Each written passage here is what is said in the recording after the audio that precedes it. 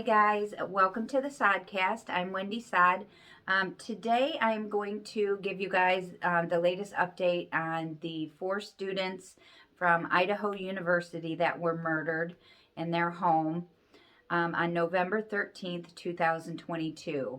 If you're not familiar with this case, I did a whole video with all of the details of the case. If you are not familiar, go and watch that first. So you're not lost with this video, because this is going to be strictly the latest updates in the case.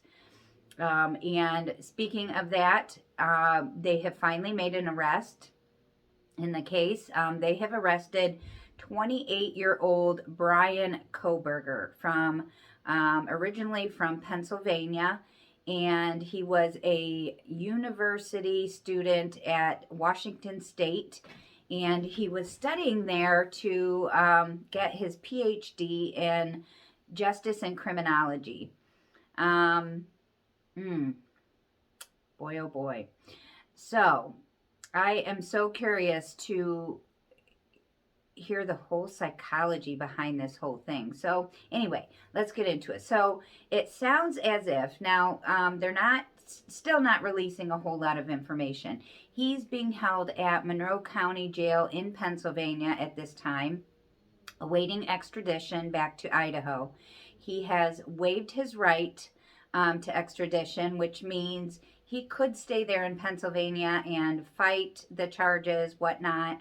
But it sounds as if he has waived his right to that, and he will go to a hearing for that. I believe I've seen 2 different dates, January 3rd and January 30th.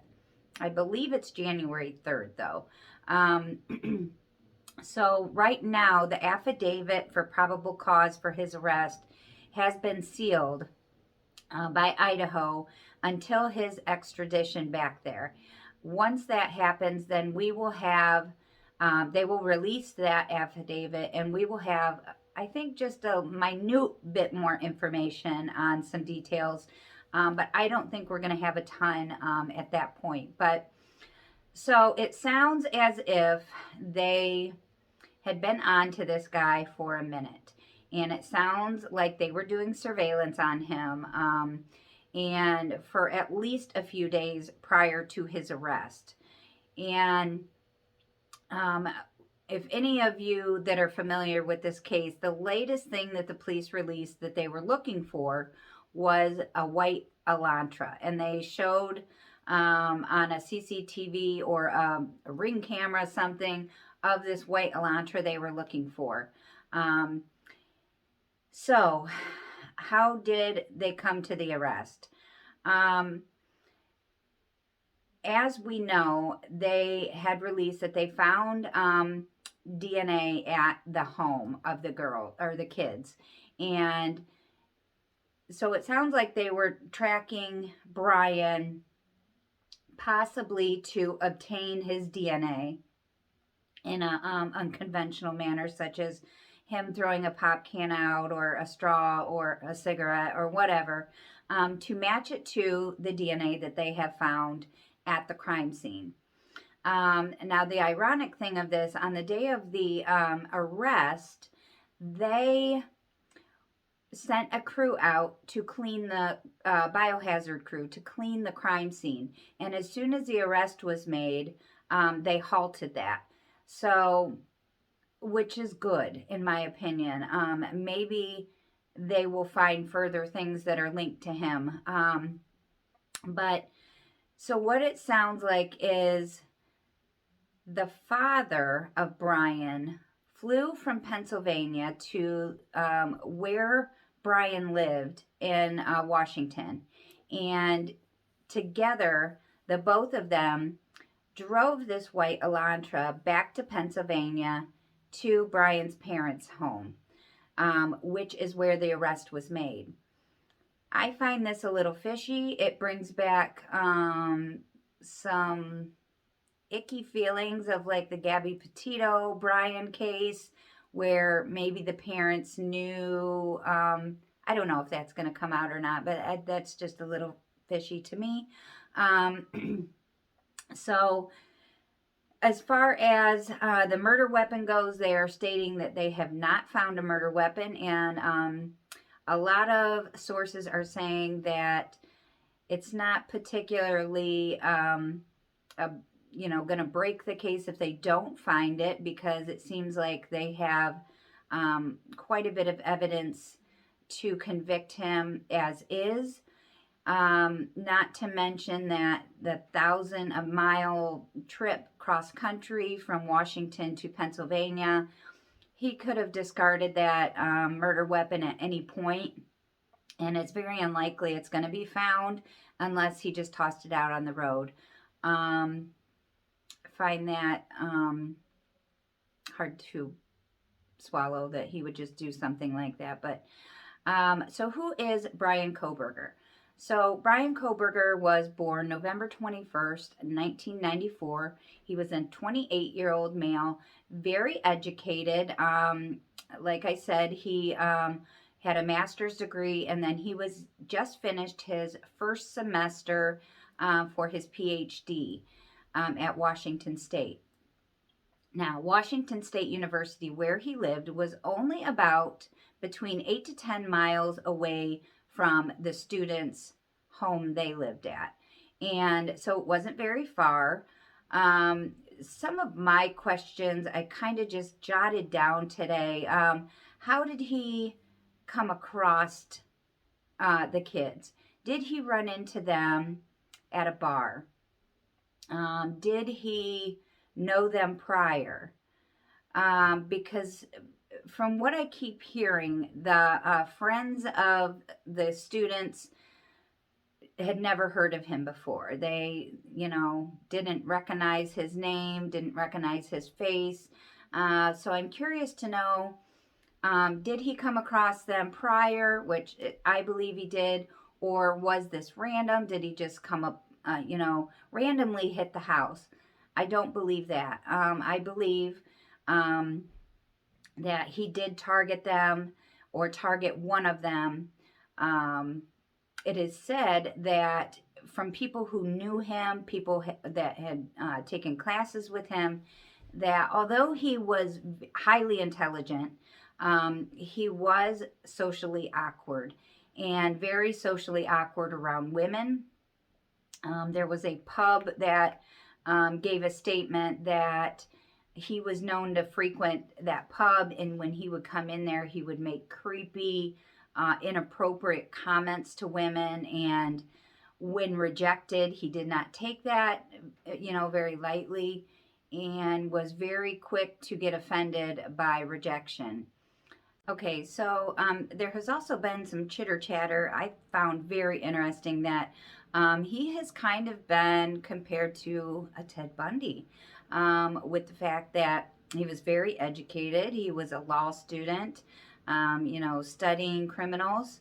The mannerism of these murders just is Ted Bundy-ish. I'm curious, is this his first crime? Has he done this before? The magnitude of the brutality and the violence surrounding these murders does not sound like a rookie to me. He also did a survey through his studies at Washington University, where he posted on Reddit, trying to get people to answer some of his questions for his studies. Some of the questions he was asking were, how did you choose your victims?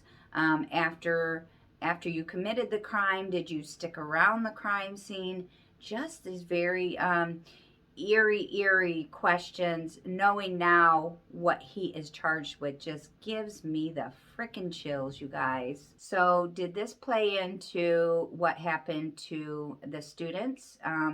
Did he get rejected, or did he make comments to one of the girls?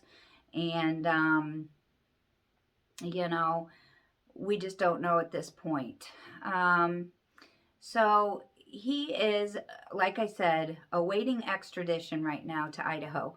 So once he gets extradited back, like I said, that affidavit will be released, and it will at least tell us the probable cause um, for the arrest, which means what evidence or information warranted the arrest and led to the arrest. So his charges are 4 counts of murder and 1 count of felony burglary for breaking and entering into the home. Some other questions I have. This white Elantra, was this registered to him? Was this registered to parents? Was this registered to a friend? There has been some chatter about that there was possibly other people in the vehicle. Police investigators have said that they were looking for the occupants of the vehicle, so suggesting that there was more than one person they were looking for.